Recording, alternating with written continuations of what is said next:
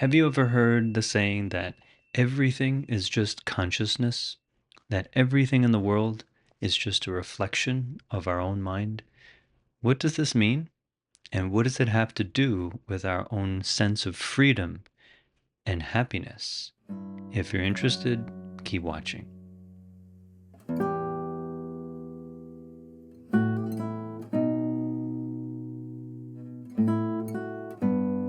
Welcome everyone back to the channel. This is the third talk on the three systems of thought within Mahayana Buddhism. And for those just tuning in for the first time, it's important to know that the teachings of the Buddha, Buddhism, is expressed in many ways. And the purpose of these teachings is not to describe reality or prove the existence or non-existence of something, but the teachings of the Buddha are more like an instruction manual to help us understand ourselves, to understand our own mind, and to go beyond our suffering and afflictions, and to experience freedom of mind, true happiness. Now, just as a brief review, last time we mentioned that the great and late master Yin Shun, he divided the teachings of Mahayana Buddhism into three systems, or three perspectives. The first system, which I spoke about in the previous video, is called the empty nature mere name system, or 性空伪名系. And within this system, it speaks mostly directly about emptiness as the nature of all things.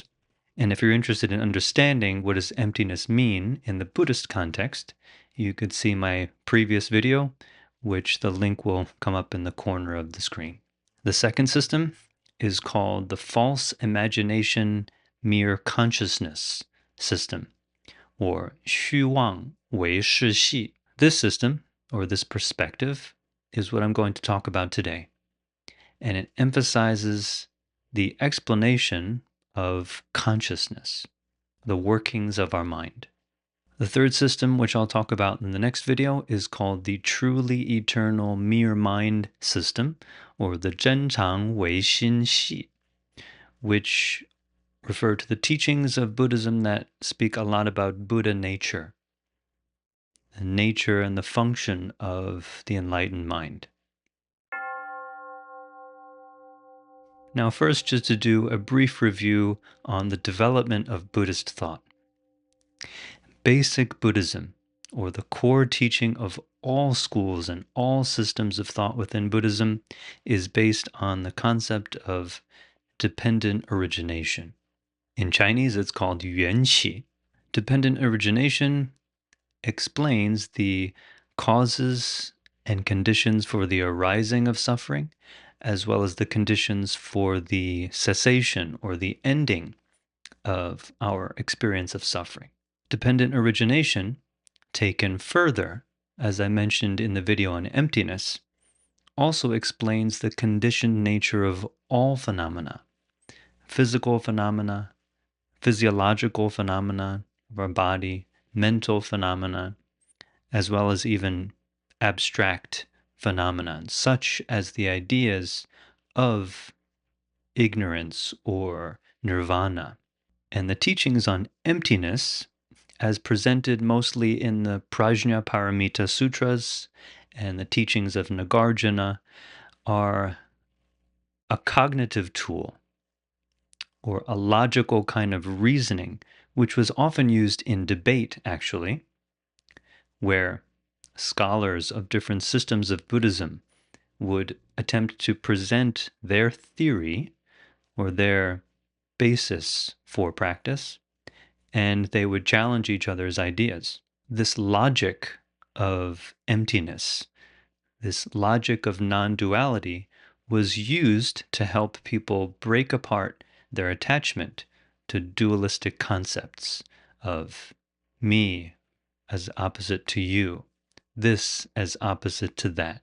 And eventually this middle way, presenting emptiness as the middle way, the intent was to cut away all theoretical arguments cut away all conceptual attachments.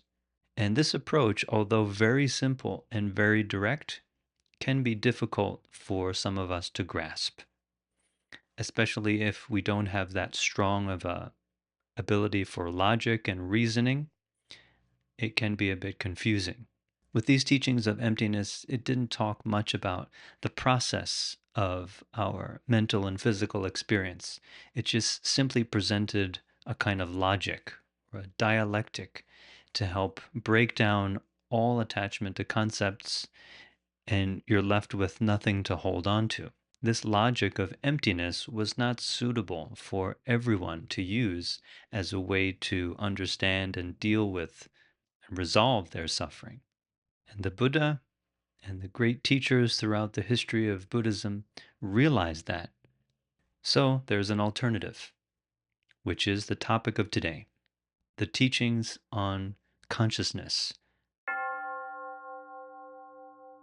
So, this system of teachings within Buddhism is often referred to as Buddhist psychology, or the phenomenology of the mind. In Chinese, it's sometimes referred to as Fa Xiang Zong. Teachings on consciousness are really a detailed explanation of all of the functions of the mind, the functions that either create suffering or the functions that relieve and resolve suffering. And it not only talks about mind as in mental faculties, it includes the body and includes the environment in this broader discussion of consciousness. So, by talking about how these functions of consciousness exist and operate, it's then more easy to understand and approach emptiness. We first talk about how the mind and things exist and function as a means to then understand how they ultimately don't have any permanent or separate existence, which is essentially emptiness. Teachings on consciousness are especially important for meditators because in the process of meditation, there are various experiences that can occur. And if we don't have a prior understanding of the process of meditation or the process of the development of our mind, then we could be easily confused when we experience something new and unusual. So, teachings on consciousness can help us avoid the pitfalls of taking any experience as something very special or as even enlightenment, get excited, or even become deluded and overly attached to these experiences.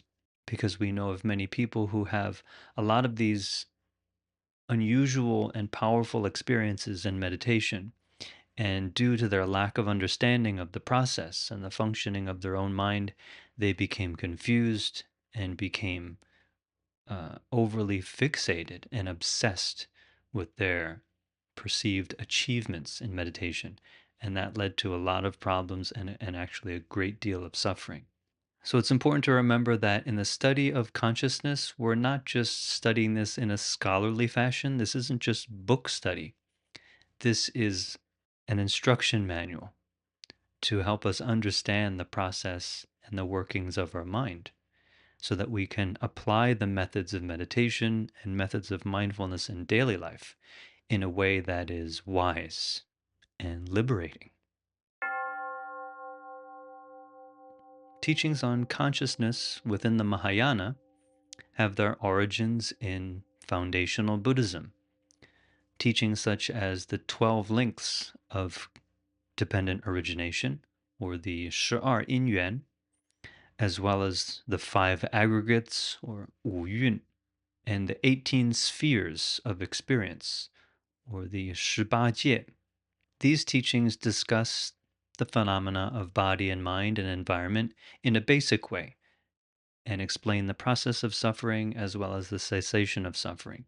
However, these early teachings of what's sometimes called original Buddhism or 原始佛教, teachings that can be found in the agamas as well as the nikayas, we see these as the basic framework of the Buddha's teaching. And they're essential for understanding Mahayana Buddhism. But over the generations, people found that they're really not detailed enough. They're not detailed enough to know how to practice, and there are some areas that they're lacking clarity in a more complete presentation of the human experience. Because the Buddhist tradition was an oral tradition, that people were only able to memorize the most basic structure of the Buddha's teachings, and much of the details were lost.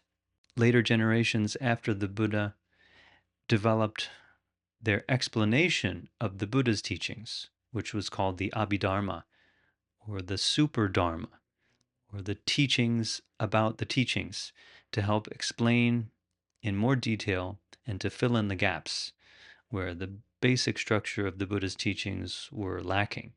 And over the generations, these Abhidharma teachings eventually were developed and became part of the Mahayana teachings of Yogacara, or the practice of yoga.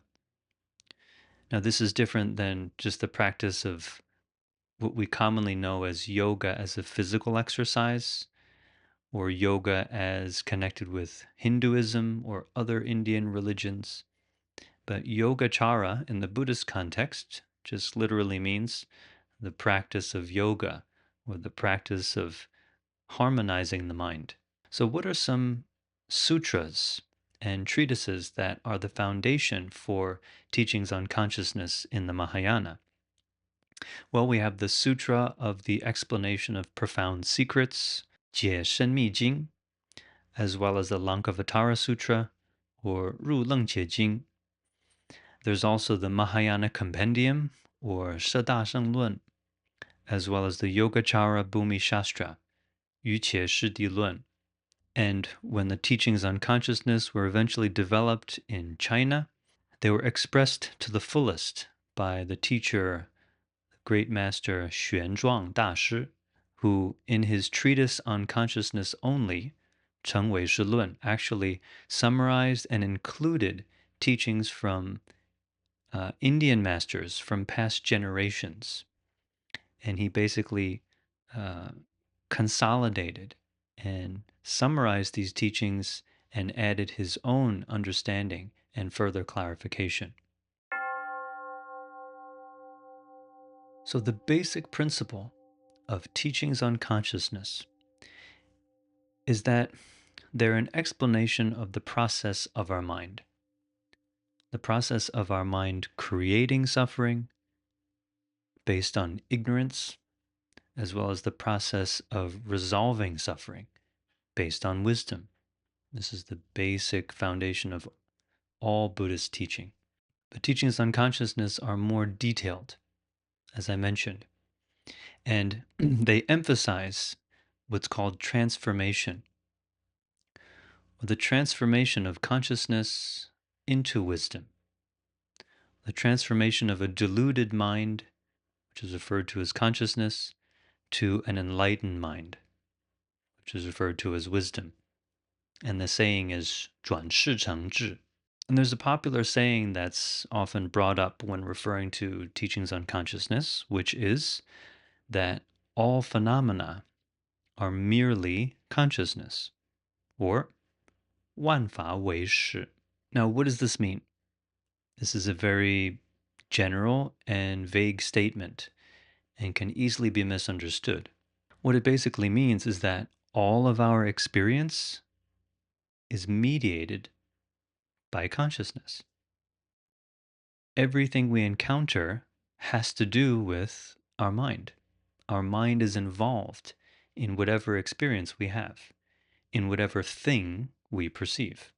Everything we perceive is a result of our consciousness.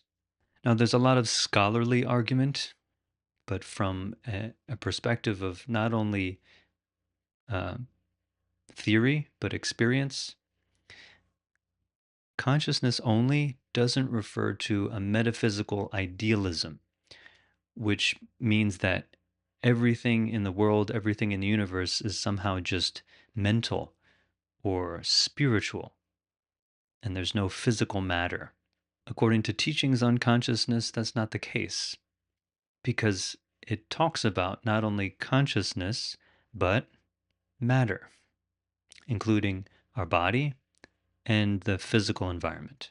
And teachings on consciousness are non dual, meaning that consciousness can't even exist without matter. And matter is influenced by consciousness. They're not separate, they can't be separated. Matter, consciousness, they're not two different things, they're non dual. Are they one thing? It's not accurate to say they're one thing either. So it's more commonly referred to as just not two. It's not one, but it's not two either. Consciousness and matter are integrated.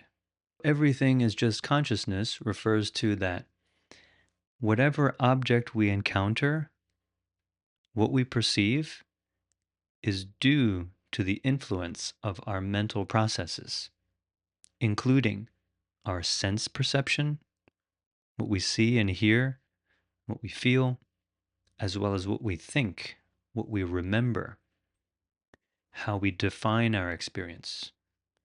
Is our mind confused, deluded, or is our mind clear or wise? So there's a saying that nothing exists outside the mind. Nothing can be experienced without our mind being involved.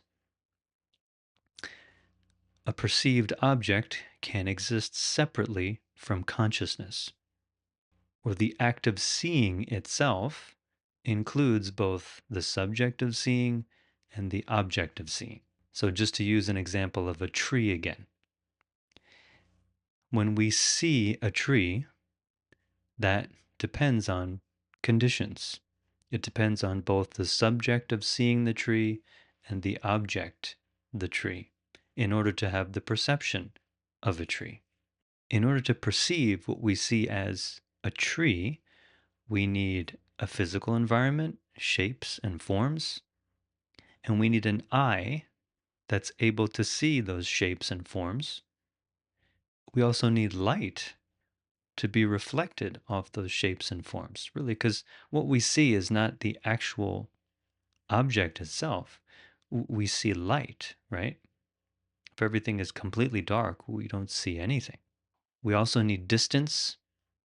If we're standing right up against the tree so that there's no distance between our eyeball and the tree, we're also not going to see anything. We need to have a certain distance between an object in order for seeing to happen. We also need to be paying attention for long enough.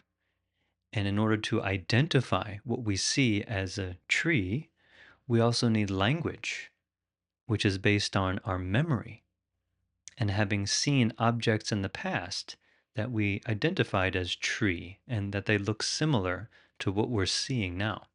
So, this whole process of consciousness requires many different conditions. They're not just mental, but they include both mental and material.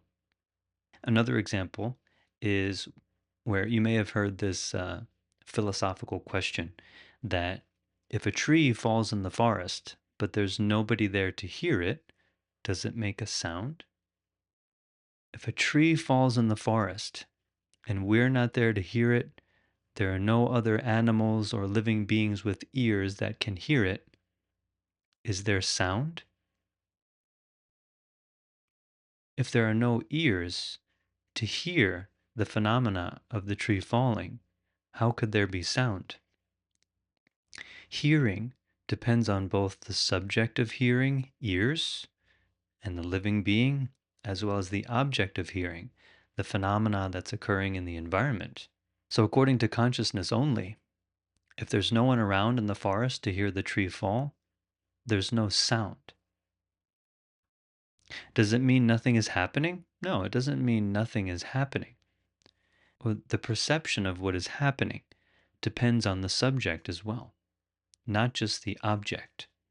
Let's say we lost our hearing. We're unable to hear, but we're in the forest when the tree falls. Then what do we experience? We may feel the vibration of the tree. The whole forest floor shakes if it's a giant tree, right? So if a tree falls in the forest and we can't hear it, we could feel it. We feel vibration. feel the movement being transmitted to our body. Because what's perceived totally depends on both the object of perception and the subject.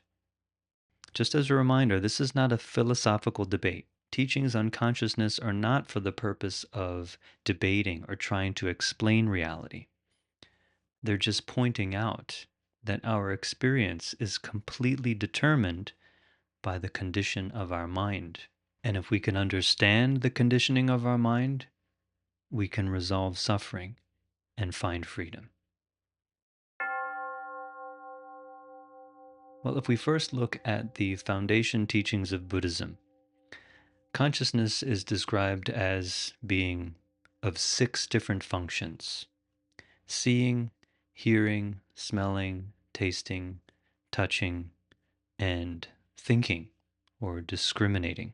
And consciousness arises because of 6 organs of consciousness, such as the eyes, ears, nose, tongue, body, and mind. And it also arises due to the organs contacting the environment. The 6 dusts, as they're called, liu chen, the sights, sounds, smells, tastes, tactile objects, and thoughts, or objects of mind. Now, this is referred to as the 18 realms of experience. Basically, our body, our consciousness, mind, and environment, and how they all are integrated and interact in order to bring about our perception of the world. In the Mahayana teachings, consciousness is explained in more detail and going beyond 6 conscious functions to 8 functions of consciousness.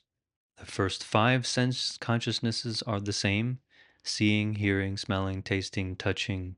These consciousnesses, we could say, are very simple functions, where seeing is simply a reception of light, a perception of form and light and shape.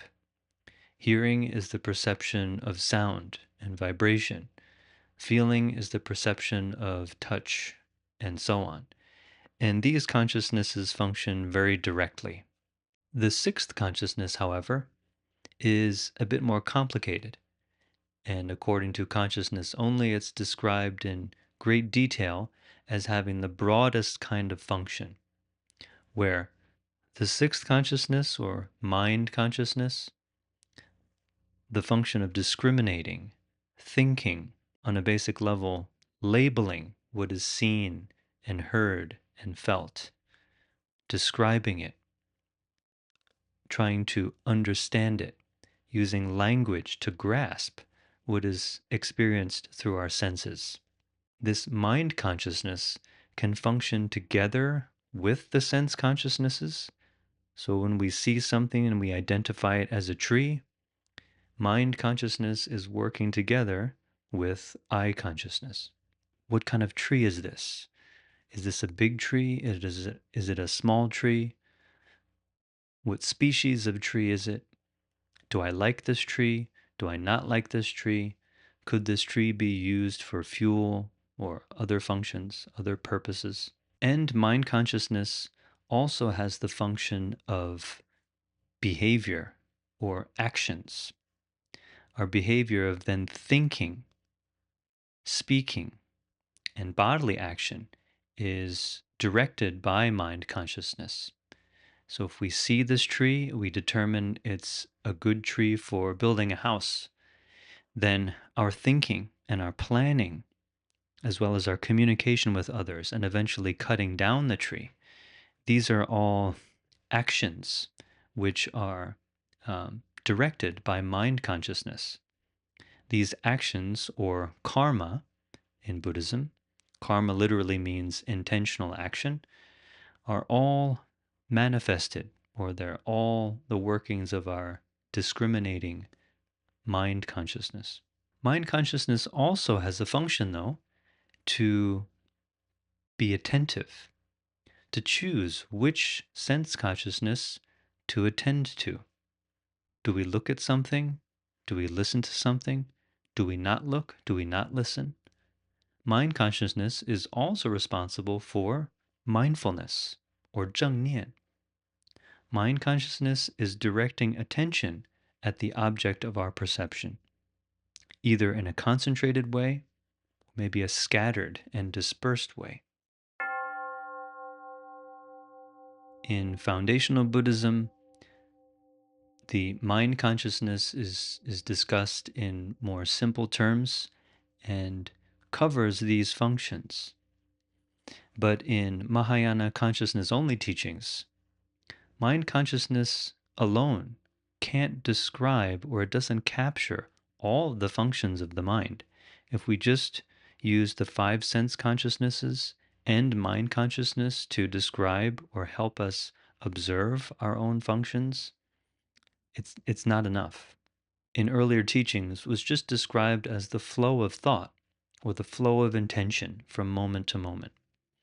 And if our mind is limited to only the flow of thought from moment to moment, and that our present thought is just based on the thought or thoughts that came right before it, and that our future thoughts are just based on this present thought that came just now, it can't really explain the function of memory very well.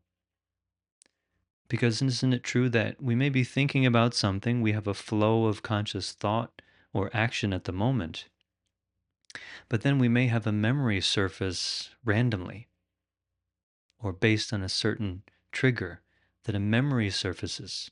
But where does it come from? How does memory really function?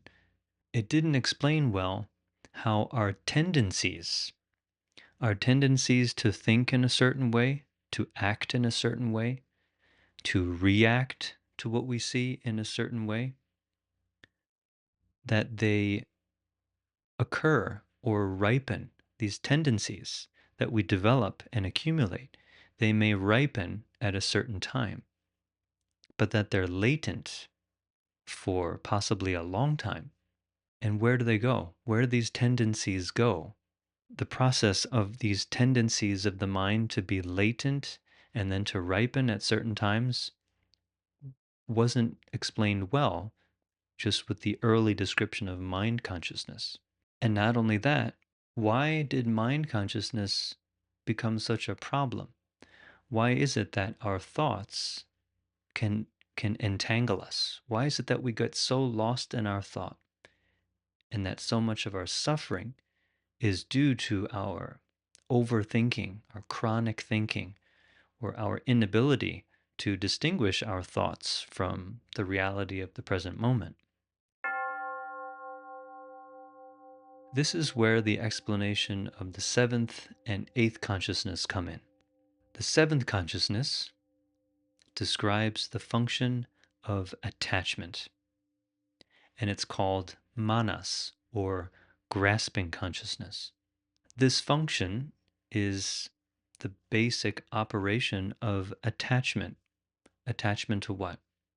Our attachment to our sense of self. Our attachment to our sense of having something permanent and separate within us, as well as being opposite to objects outside in the world. This function of attachment grabs onto thought, grabs onto these basic elements of images, and creates a subtle image or a subtle impression of some kind of permanent being. Basically, our feeling of having a permanent self is based on this seventh function of constantly attaching to an image in the mind. But where do these images come from? Well, these images, as well as all the tendency of the mind to attach, is stored in what's called the eighth consciousness, or the eighth function of our mind, referred to as store consciousness, or 藏识, or 阿赖耶识. In early Buddhist Abhidharma teachings, there was a similar description of what's called base consciousness, or bhavanga. This was eventually later developed into consciousness only teachings as the store consciousness, or the ability of our mind to store and to maintain all of our experiences, as well as all of the tendencies that have developed over time due to our behavior. Whatever we do, whatever we think, whatever we say, and the momentum of why we do those things, because we like something, because we don't like something. All of these habit energies are stored in the mind. And the term that's used to describe these tendencies or potential is called seeds or zhong. The store consciousness is like a warehouse full of information. The seventh consciousness is like the owner of the warehouse that attaches to the warehouse itself as well as the information as itself. And the warehouse owner has this obsessive need to constantly be taking things from the warehouse and putting them on the table or taking them out and looking at them and having the workers, which is the sixth consciousness, to bring out this information and display it. Constantly be displaying this stored information in the mind and attaching it as its object. If we spend a lot of time in the forest, we have a lot of impressions about the forest, about trees, about the natural environment stored within our mind as memory.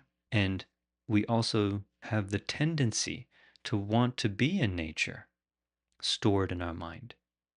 All the times we go hiking, all the times we go to enjoy ourselves in nature, that desire, which could be called a wholesome desire, if it's a wholesome activity to go hiking and to enjoy nature, to improve our health, all these tendencies for going out into the woods, wanting to go to the woods, that's also stored in our storehouse consciousness.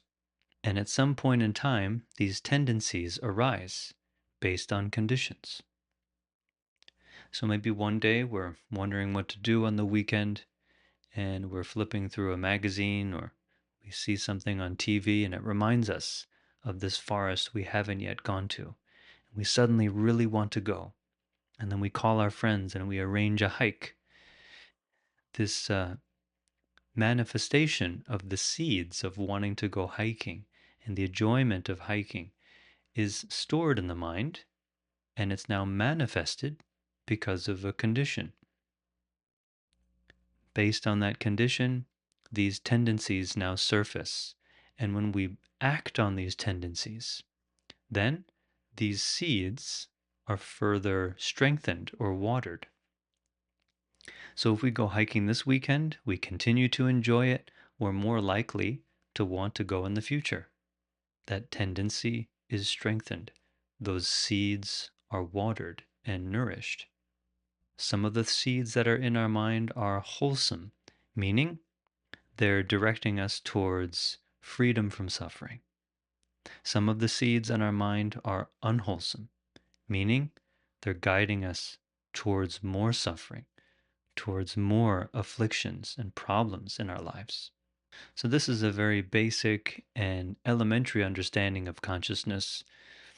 I cannot do it justice in this short video, but I think you're understanding more of these various functions of our mind. In the teachings of consciousness only, in particular by Master Xuanzhuang, he presented what's called the modes of perception to help us better understand how our mind can function in either a wholesome or unwholesome way. How perception can determine whether we see reality as it is or how we see a distorted version of it. The first mode of perception is called direct perception or 限量. Direct perception is where we see reality as it is, completely unfiltered. Whatever we see, hear, or feel, etc., it's just experienced in the immediacy of that perception. So, for example, if we're in the forest and we see a tree, we just see. but we don't label anything as tree actually, because a tree is a perception which is based on an interpretation. Direct perception is where we just see. We see the sights, the shapes, and the forms, but the mind doesn't grasp onto any of them and create an image or an interpretation of it. If a tree were to fall in the forest, we would clearly hear the sound, we would clearly feel the vibration, but that's it. We wouldn't add any description or interpretation, say, oh, that must have been a tree that just fell. Did you hear that? There's just pure seeing, pure hearing, pure feeling. And there's no sense of separation between our sense of self and what is heard. We just don't have the thought of, oh, I just heard a tree fall.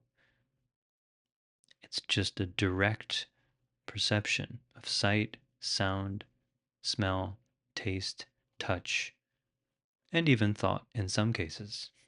We could describe direct perception as non-conceptual awareness of phenomena. An awareness of phenomena as they are in the moment, moment to moment.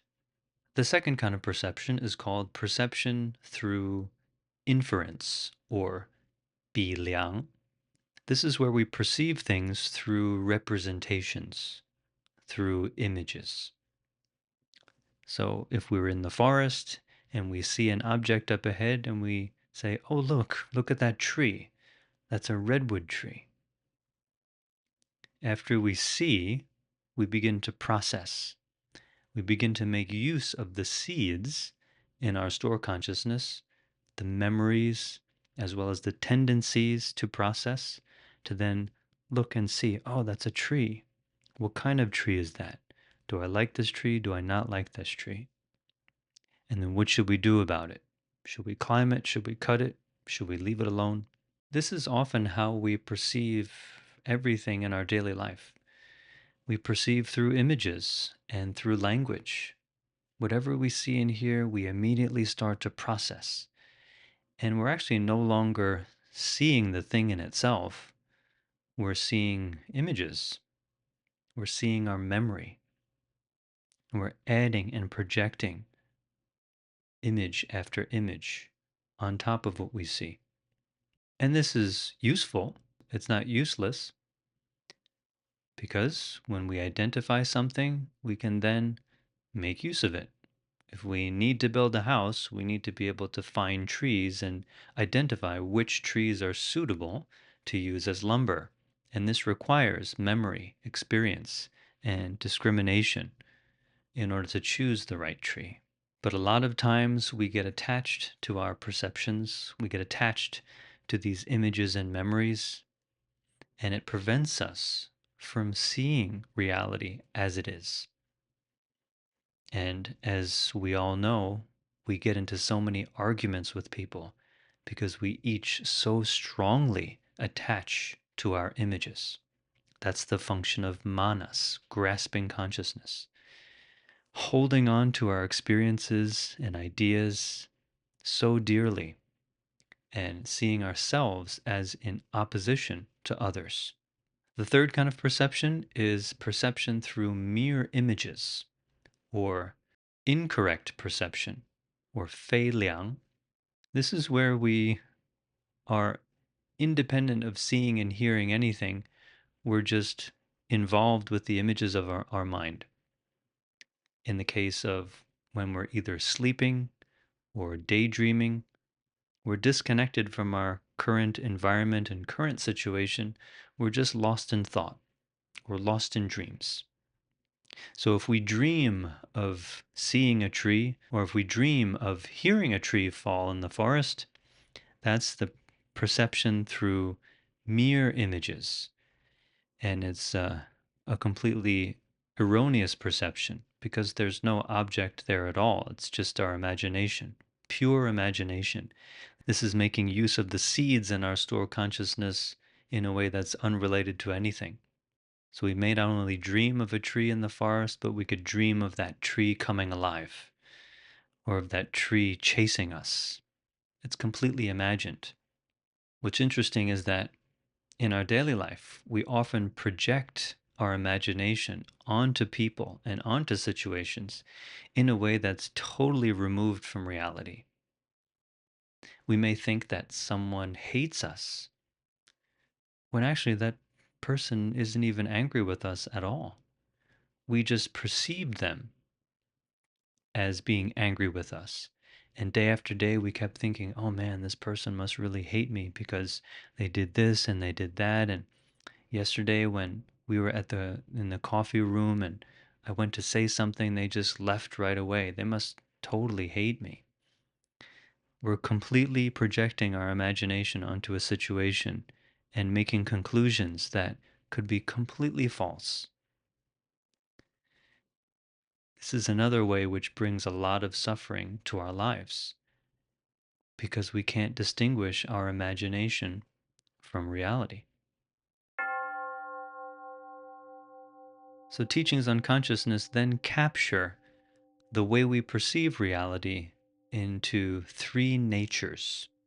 The first nature of consciousness is what's called imaginary construction, or 边际所执性. This is what I just described as using our imagination to see and understand everything. We use the images of our mind, the experiences that we've had, and the tendencies that we have to interpret things in certain ways as good or bad, what I like, what I don't like, friend or enemy. This is me, this is not me. This is me, this is a tree, and we're totally separate beings. The nature of consciousness to use imagination to construct our sense of self in the world is so deeply pervasive. And it's where we attach to these images and are driven by imagination to act, often acting in ways which cause a lot of trouble and suffering. We have so many rigid views which are based on really complete imagination, and maybe some of the views that we have some fact, or they're based in some fact, but facts are also just pieces of information. They're just sound bites or image bites that we can use to function in our daily life. But when we attach to these images, whether they're slightly more accurate representations or whether they're completely imagined, this nature of our mind to construct is the source of delusion, the source of suffering. On the most elemental scale, it's seeing ourself as separate from a world of objects, a permanent sense of self amidst a world of permanent and separate objects. This leads to either craving for these objects, aversion to these objects, and all kinds of strategies to either get what we want or avoid what we don't want, to eliminate whoever gets in our way, or to grasp onto the people who we think can help us and make us comfortable and feel good. Maybe we have a tree that's belongs to our neighbor. We don't like this tree. This tree is growing into our yard, dropping leaves in our yard. This is like a suburban thing uh, on Long Island, probably many other places where neighbors get really angry at each other when their trees drop their leaves on their lawns. Because so many people in this neighborhood and many neighborhoods, they want beautiful, green, pristine front lawns. And leaves can actually destroy grass if there's too many leaves on the grass. So a lot of people can get into big fights just over a tree and where it's dropping leaves. And hatred can build up between neighbors because of this imaginary construction and thinking that this person's terrible. They don't clean up their leaves from their tree. They let the branches grow over the fence. They're totally self centered. They're using their blower every day to clean up the leaves, but it's a mess in my yard. Who is this person? They're totally self-centered. This person's a monster. This person's evil because they don't care about me. They just care about themselves. And we may get lost in our imagination about how terrible this person is. And we may even hate the tree just for being there and hate the leaves because it destroys our lawn. This is how the imaginary constructions of our mind can create so much suffering and conflict. But our consciousness also has the potential to perceive reality completely, which is called 圆成实性. This is where, when we perceive directly, with a mind that's free from attachment to images and representations, free from all this kind of imaginary construction, we can still think when we need to. We still know what's a tree. We know what is the neighbor's property. We know the beginning of our property and the boundary. We can still make these distinctions, but we're not lost in them. And we also have a complete awareness of the reality of things as they are, beyond these distinctions of me and my property, you and your property. Ultimate reality is free from these distinctions of self and other, person and tree. We just know reality directly.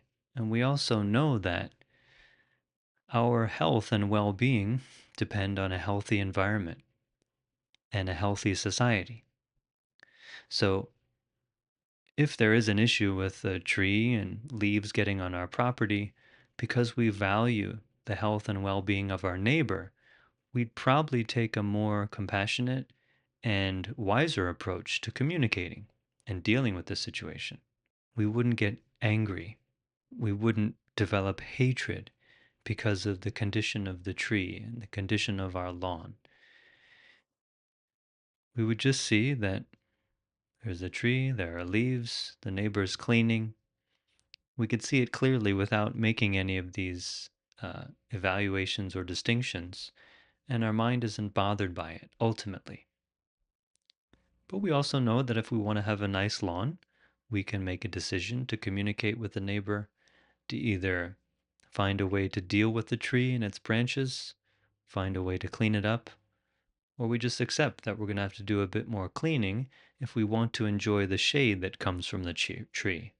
And if we want to enjoy the benefits of having more trees and foliage that keep our landscape cool and provide us with oxygen and fresh air. Seeing reality as it is liberates us from so much suffering and helps us to be able to deal with people and situations more skillfully. We see that we're not really truly separate from anything, either other people or even the physical world. Because of the trees, we are the way we are. Trees affect our body and our mind.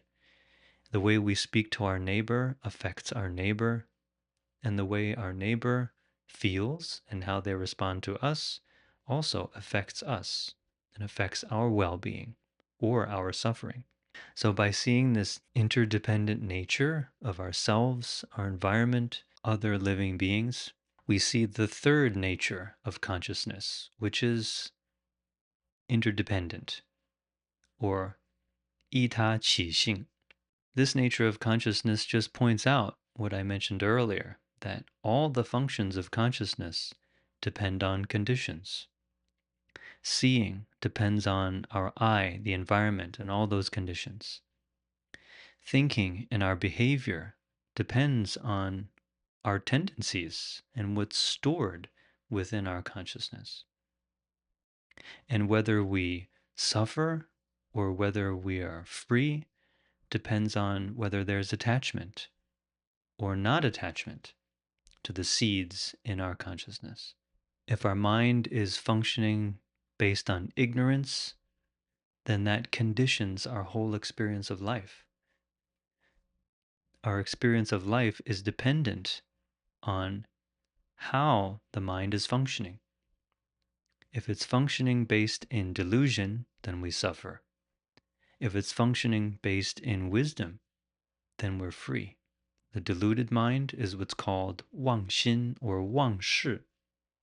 If you remember in the beginning, this whole system of teaching is called 虚妄 为是系, or the false imagination, mere consciousness system.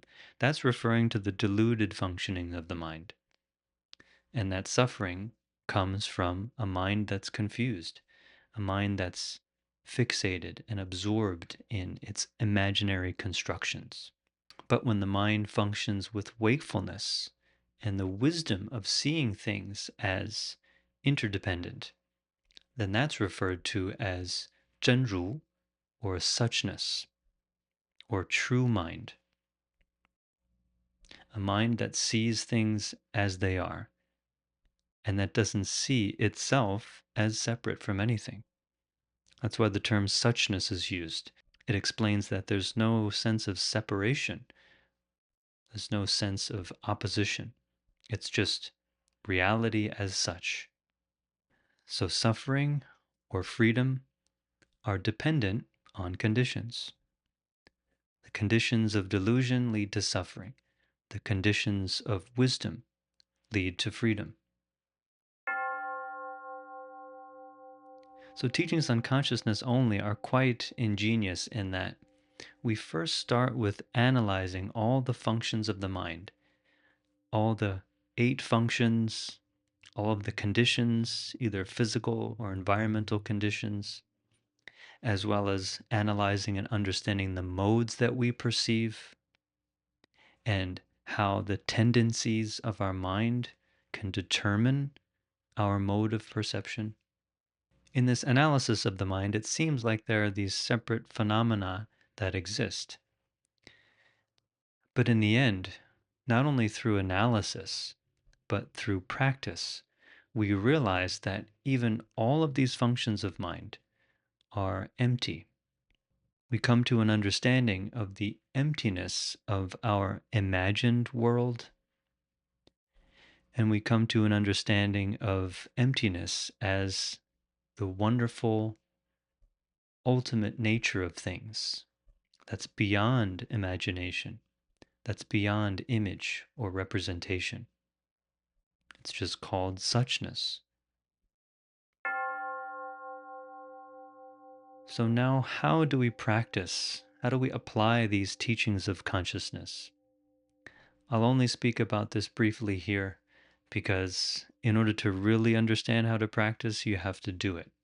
So I'd recommend that you attend a meditation retreat to get instruction and understand how to use these teachings and apply them with certain methods. But in general, the practice of Buddhism is first calming the mind. Buddhist meditation is where we use one sense function.